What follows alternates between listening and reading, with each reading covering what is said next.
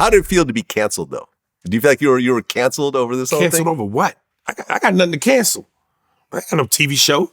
I ain't got no movies. I work consistently on the road. I tour all year round doing stand-up, and every now and then do a voiceover for the Proud Family. You know, I'm about to do Wildin' Out with Nick Cannon, you know, make my little appearances here and there. But I'm canceled what? There you have it. Well, Mike Tyson, who you have impersonated over the years, has a new series out on Hulu. Yes. Which he's very upset over. Right.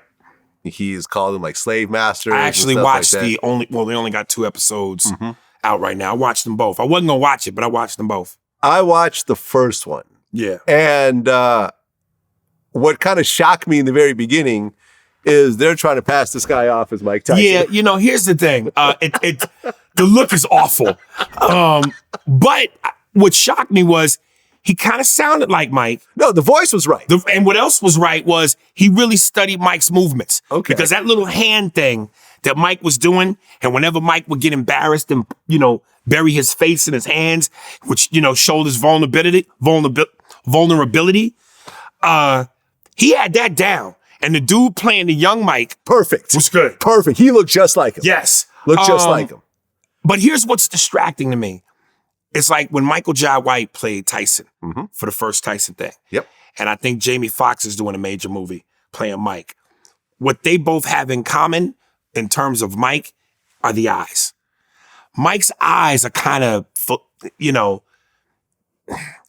Asianish, if you know what I mean. Like, Mike has, like, his eyes resemble an Asian person's, the way that they're shaped. And Jamie's is like that, and Michael Jai White's is like that.